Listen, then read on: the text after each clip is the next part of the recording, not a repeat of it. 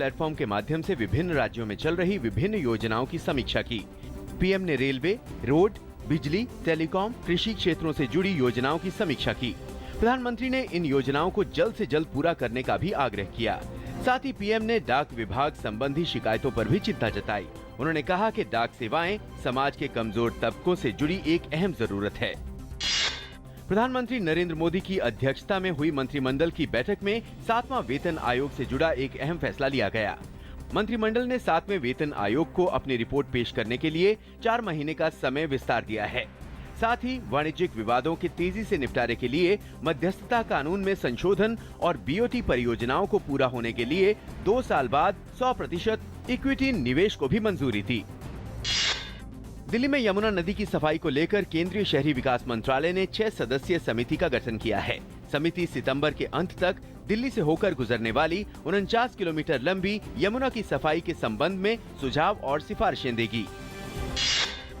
केरल में कोची के नजदीक एक नौका डूबने से 6 लोगों की मौत हो गई है। बचाए गए 20 लोगों को फोर्ट कोची के अस्पताल में भर्ती कराया गया है। नौसेना, तटरक्षक बल और राज्य पुलिस राहत और बचाव कार्य चला रही है। भारत और सेशल्स ने राजनीतिक भागीदारी को मजबूत करते हुए आज 5 समझौतों पर हस्ताक्षर किए। सेशल्स के राष्ट्रपति जेम्स एलेक्स माइकल और प्रधानमंत्री नरेंद्र मोदी के बीच हुए समझौतों में हवाई सुरक्षा और नौवहन क्षेत्र में भागीदारी बढ़ाने पर समझौते किए गए। प्रधानमंत्री ने कहा कि भारत सरकार सेशल्स सुरक्षा सहयोग के तहत डॉनियर एयरक्राफ्ट भी मुहैया कराएगी। साथ ही कहा कि सेशल्स भारत का अहम राजनीतिक साझेदार है।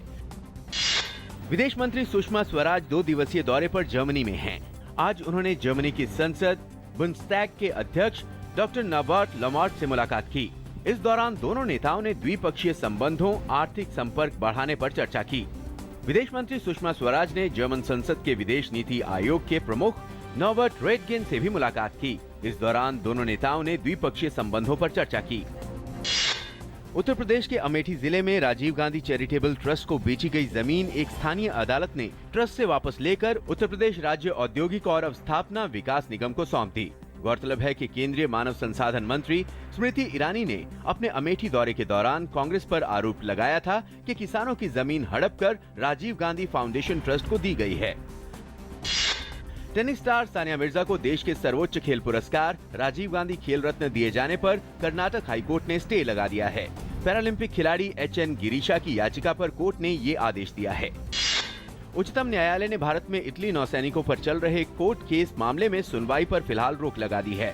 2012 में 2 भारतीय मछुआरों की हत्या मामले में 2 इटालियन नौसैनिकों पर मामला चल रहा था। केंद्रीय सड़क परिवहन और राज्य मंत्री नितिन गडकरी ने आज एक प्रेस कॉन्फ्रेंस कर बिहार के मुख्यमंत्री नीतीश कुमार पर सीधा निशाना साधते हुए कहा कि केंद्र सरकार ने अभी तक का बिहार को सबसे बड़ा पैकेज दिया है।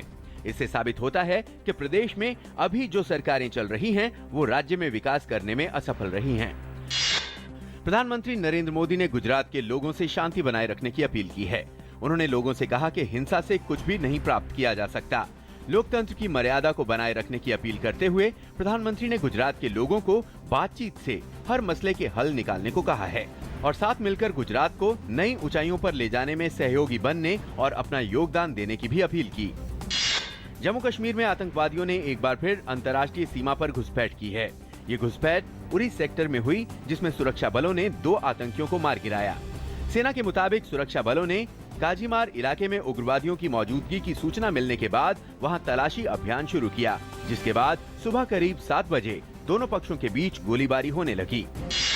ओडिशा के चित्रकोंडा में माओवादियों ने बीएसएफ के काफिले पर हमला किया। यह हमला सुकमा मलकानगिरी बॉर्डर के पास हुआ है, जिसमें बीएसएफ के 3 जवान शहीद हो गए। हमले में 6 अन्य घायल हो गए और 1 नागरिक की भी मौत हो गई। आधुनिक संचार उपग्रह GSAT-6 को श्रीहरिकोटा अंतरिक्ष केंद्र से GSLV-D6 रॉकेट से कल प्रक्षेपित किया जाएगा। इसकी उल्टी गिनती आज सुबह 11:52 से शुरू हुई। उपग्रह को कल शाम 4:52 पर प्रक्षेपित किया जाएगा। ये 19 महीने में इसरो का पहला GSLV मिशन है। शिशु और मातृ मृत्यु दर को कम करने के लिए कॉल टू एक्शन 2015 का सम्मेलन का आयोजन दिल्ली में हो रहा है। भारत में पहली बार ये सम्मेलन आयोजित किया जा रहा है। ये सम्मेलन 27 और 28 अगस्त को होगा। इसमें 24 देशों के स्वास्थ्य मंत्री हिस्सा लेंगे।